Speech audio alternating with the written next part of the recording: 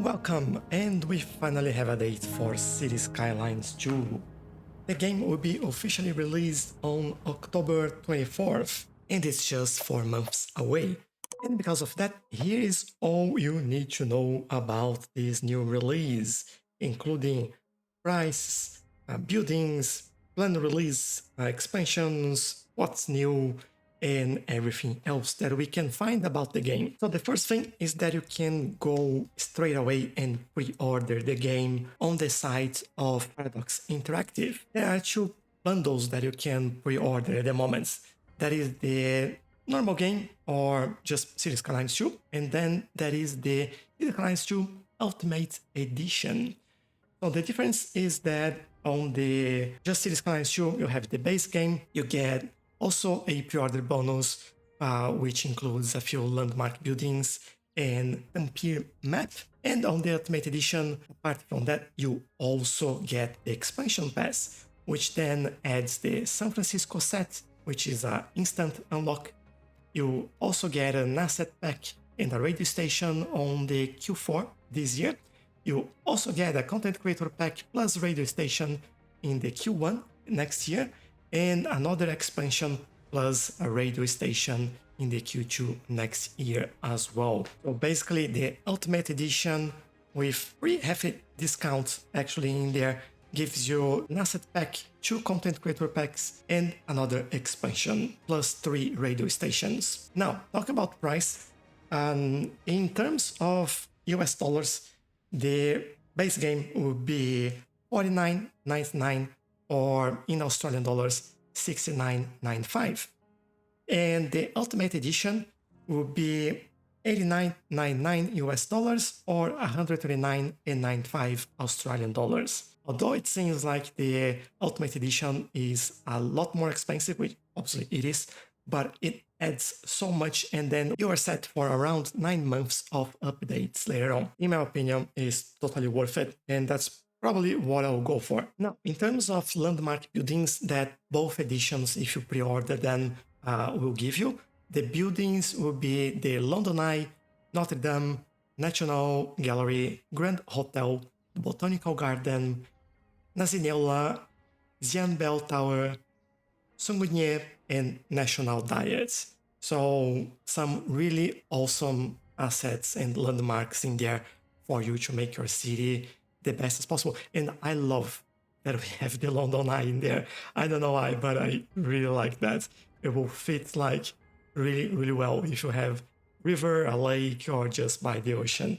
I really like that. Now, we spoke about some of the planned releases until 2024, so until next year. And the releases that are planned at the moment are like this. So October 24th, we have the base game and the San Francisco set, which you can unlock instantly if you buy the pre-order and the Ultimate Edition, by the way, not the main game only. For Q4, you have the asset pack beach properties, and well, that will obviously be related to properties at the beach, I hope. Plus a radio station called Deluxe Relax Station. On Q1 next year, you have 2 content creator packs. You have Urban Promenades and Modern Architecture, plus Soft Rock Radio, which is something that I'm really looking forward to. But although I really want to listen to the original soundtrack of the game for quite a while, because I have a feeling that will be very, very good. And then for Q2 on next year, 2024, we have the first big expansion for the game, which will be Bridges and Ports, and also a Cold Wave channel radio. So that'll be another one. And it's awesome to see that we have so much content already planned for the game, and we are starting like with the right step on this. I'm really, really excited about this. The trailer, by the way, looks fantastic, but we'll look or we'll talk a little bit more about this in a second. But then, what is new in the game? Well, there is quite a lot that is new, and every week they will release something new about one specific topic, and they have 13 weeks planned of content to let us into what's coming and what's changing and what you can expect to see in the game. But the first big feature will be the road tools. As you can see in the game trailer, there is a lot more options for you to design your roads. You have things that look very like Network Anarchy in the current mods for Cities Skylines 1, and you have options for snapping, and one of the big ones for me is parallel mode. By the way, if you look at the trailer, you see that the road icons in the game UI, they seem to have all pipes under the road. So that is interesting. I think we might not need to worry about like laying down all the pipes ourselves or the energy cables, all that stuff. And finally, the roads will be able to do that. It's like you put down a road and you also put down pipes for heating, for water, for electricity cables in there, and hopefully internet as well. But there is also an option that you can see in the trailer that if you draw a road over another road, it creates a junction for yourself. So it's quite cool, and it seems like there's a lot of options related to how you do your roads and how they look like as well. I'm quite keen to see what's coming there. Now, the second one would be traffic AI.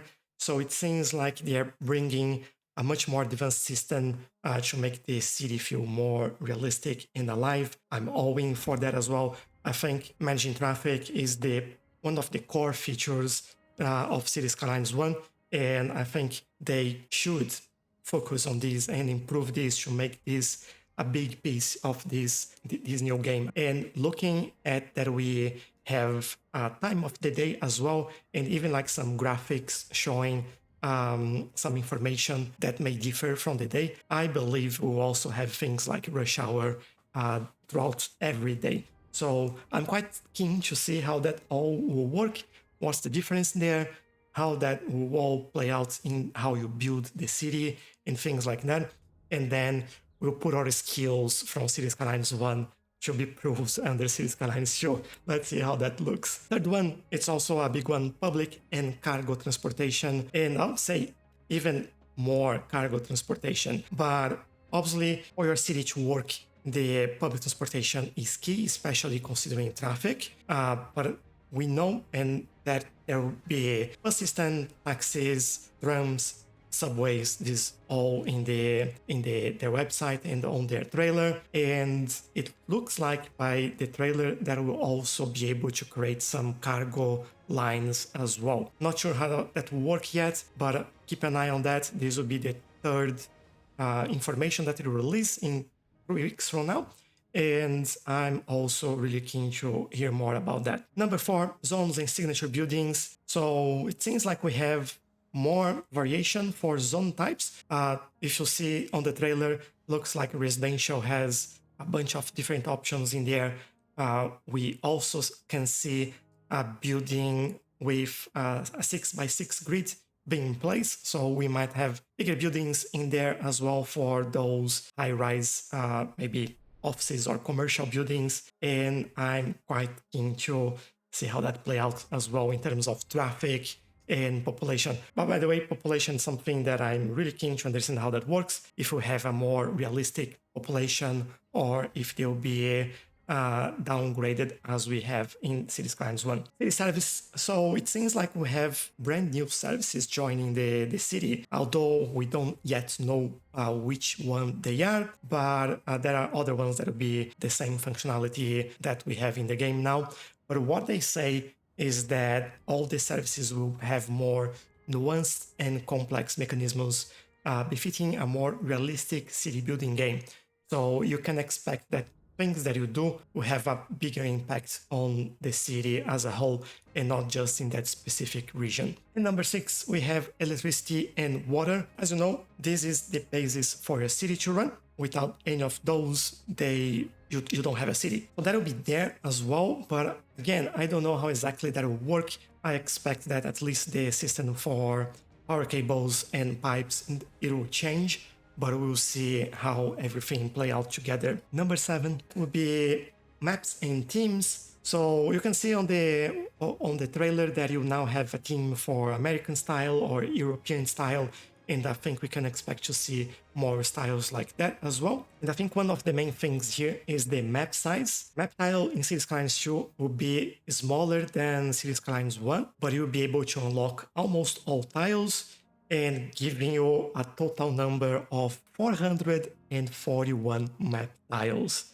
That's insane. This is huge, huge, huge. I like imagine the size of the city. Even if the tiles are smaller, the map is huge. And you can see on the screen how the size of the whole thing is just like epic. So it's awesome. Now, number 8, we know this one. We have climate and seasons, and you can see in the trailer as well how that affects the whole map, and even the water gets a little bit of snow in that, in like frozen water, and it looks quite good in my opinion. What I want to see is how changing seasons will make playing specific maps different. I know that they will have their own climate, but how those seasons throughout the year will also play a role in things like traffic, heating, electricity, all that sort of stuff that we know that will have an impact on. Number 9, the economy and production. It seems like we have a deeper knowledge in how the economic simulation works in the game, and how actually citizens and companies will actually interact with each other and manage their own resources. For example, in the trailer, I noticed that we might have to renew areas for forestry industry, for example, which seems to be included in the base game without that being a specific DLC, which is fantastic as well. But those things will change a little bit, will be more realistic, and you can expect this game to be a lot more challenging by far. Number 10, and it's also a huge one, it's citizen simulation and life path. Now each citizen has their own life path, which basically means before you had the game would create instances of citizens when they need to send someone to work, or they need to send someone shopping, or a tourist, or things like that. But as soon as that was done, they would kill that instance of the citizen, and the next one would be a new one. So you wouldn't know, for example, where they would work, or well, they wouldn't come back and work at the same place every day. That's what I mean. But you also wouldn't know when they were born, or how old they are, things like that. You had a general idea based on the game statistics, but each citizen wasn't a thing. Now they are. So each one of them, they can either move into the city or they are born in the city. And if they're happy, they stay there. If they're not happy, they will leave. And if they stay, they can grow old and die of old age.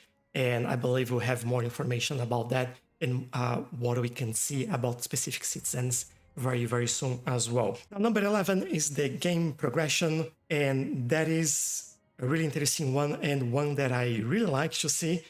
Now we have 2 interconnected layers. We basically have milestones that you give points to spend on a new development tree, or what they say, development trees. So you have more than one development tree in there.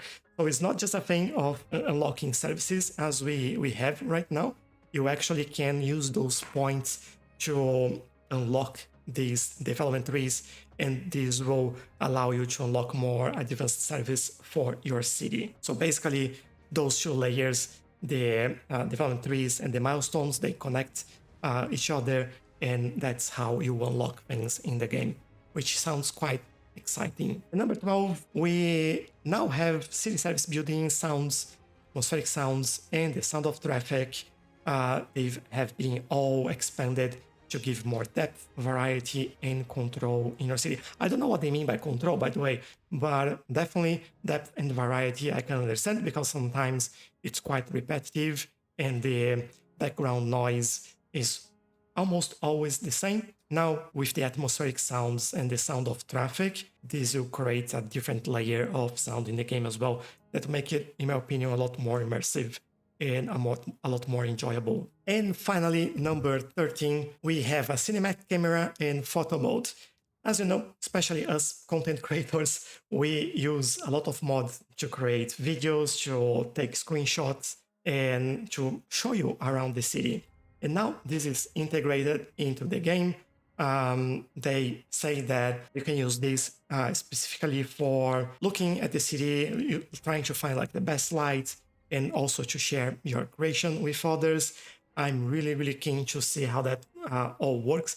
I have the impression by the trailer that in some scenes, the cinematics are a little bit more detailed than in other scenes, which makes me to believe that some of these recorded areas were using the cinematic camera, and it has something to do with that. Maybe like they pause the actual simulation and just show the game running, and you can use that as a way to create some cool, nice shots from your city. Now, there is quite a lot more in the trailer that if you pay very close attention, you can see it and you can find more and more and more details in there.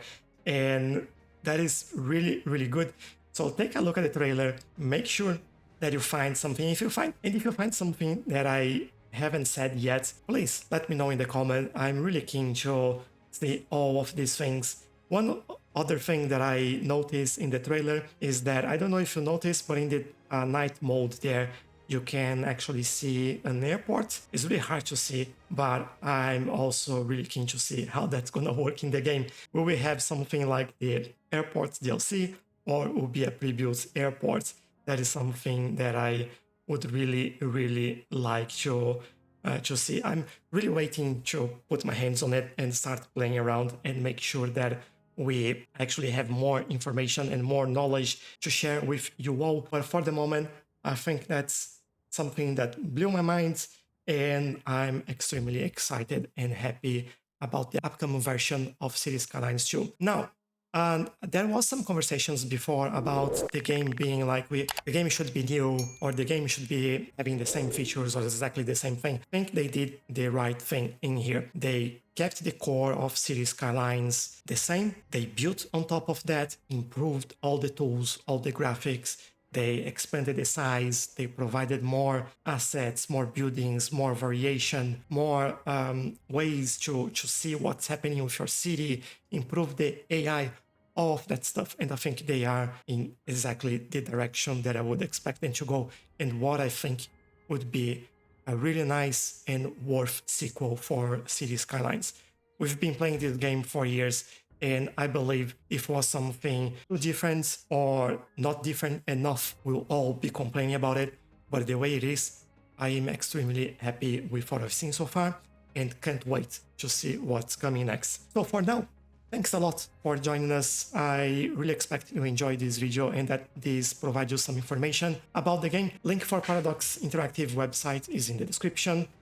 Take a look at that if you want to pre-order the game, and let me know in the comments all your opinions and what you can see, what you can find, and ask any questions if you have them, and we'll be able to talk about this. Also consider joining our Discord server. Link is also in the description. There is a lot of people talking about this over there, and there is quite a lot of things that we've been finding. So please join us and share your findings as well. For now, thank you very much, and I'll see you next time.